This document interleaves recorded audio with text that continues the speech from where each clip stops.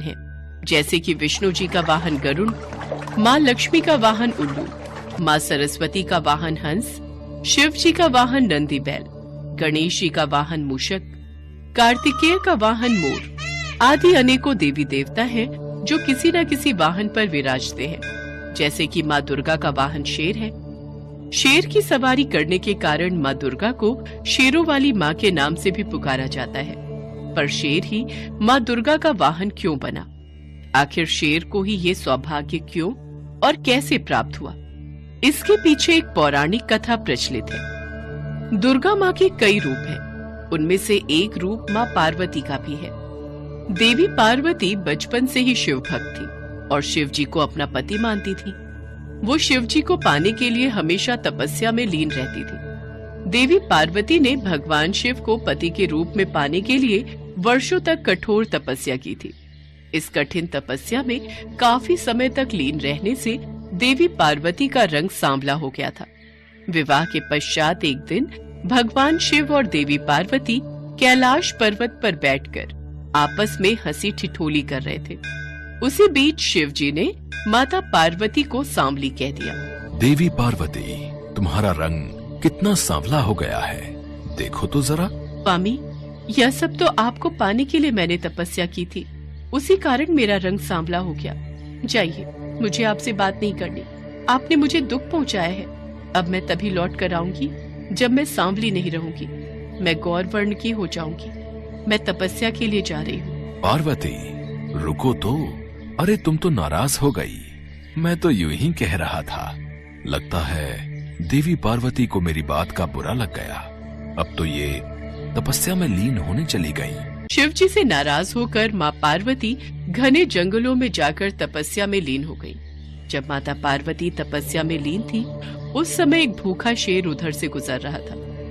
उसने माता पार्वती को देखा और उन्हें अपना शिकार बनाने के लिए आगे बढ़ा। अरे, ये तो तपस्या में लीन है। मेरी गर्जना का इन पर कोई प्रभाव नहीं हो रहा। मुझे इनकी तपस्या भंग होने का इंतजार करना होगा। आखिर मैं भी तो देखूं कि एक शेर की गर्जना का असर इन पर क्यों नहीं हुआ और इनकी तपस्या भंग क्यों नहीं हुई, ये भयभीत क्यों नहीं हुई। माता पार्वती को तपस्या में लीन देखकर शेर वहीं पर बैठ जाता है और वो माँ पार्वती की तपस्या समाप्त होने का इंतजार करने लगता है। लेकिन माता पार्वती की तपस्या कई वर्षों तक चलती रही। तब तक वो शेर आस लगाए वहीं पर बैठा रहा। माँ पार्वती के चमत्कार से शेर भी उतने वर्ष भूखा प्यासा रहा, मानो वो भी माँ पार्वती के साथ तपस्या कर रहा हो। ना ही उसने माता पार्वती को कुछ कहा और ना ही वहां से उठा। तब के कई वर्ष बीत जाने के बाद देवी पार्वती की तपस्या से प्रसन्न होकर वहां शिव जी प्रकट हुए। देवी पार्वती, आंखें खोलो।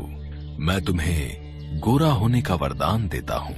पार्वती, तुम गंगा स्नान करो, इससे तुम गौर वर्ण की हो जाओगी। अपने उज्जवल गौर वर्ण के कारण अब से संसार आपको गौरी के नाम से भी जानेगा और आपका सांवला वर्ण कौशिकी देवी के नाम से जाना जाएगा। आप धन्य है प्रभु। तभी देवी पार्वती की नजर वहाँ बैठे एक शेर पर जाती है। अरे, ये शेर यहाँ कैसे? देवी पार्वती, इसे देखकर तो ऐसा प्रतीत हो रहा है कि वर्षों से ये भी आपके साथ ही यहीं तपस्या में बैठा हुआ है। माता पार्वती, भगवान शिव, मेरा प्रणाम स्वीकार कीजिए। आपका कथन सत्य है। मैं इसी विचार से देवी पार्वती पर आक्रमण करने ही वाला था, पर देवी पार्वती के अलौकिक चमत्कार से मैं रुक गया। मेरे हाथों से यह अपराध होने से माँ ने मुझे रोक दिया। मुझे क्षमा कीजिए माता। प्रभु, जैसे मैंने इतने दिनों तक तपस्या की, ठीक उसी तरह इस शेर ने भी मेरी प्रतीक्षा में तपस्या की है। मुझे इसकी तपस्या का फल इसे देना ही चाहिए। पर मैं ऐसा क्या करूं कि जिससे जगत में इसकी प्रशंसा हो? माँ, मैं आपकी सवारी बनना चाहता हूँ। आपको अपनी पीठ पर बिठाना चाहता हूँ। मैं चाहता हूँ जगत में मैं आपके वाहन के रूप में जाना जाऊं। मुझे ये वरदान दीजिए माँ, मुझ पर कृपा कीजिए। मैं आपके अंग संग रहकर आपकी सेवा और भक्ति करना चाहता हूँ। देवी पार्वती, अब तो इस शेर को वाहन बनाकर आपको इसकी इच्छा पूरी करनी ही होगी। और अब आपको शेरों वाली के नाम से भी पुकारा जाएगा। देवी पार्वती मुस्कुरा देती हैं और शेर को वरदान देते हुए उसे अपना वाहन बना लेती हैं। शेर पर सवारी करने के लिए माँ दुर्गा के रूप में माँ पार्वती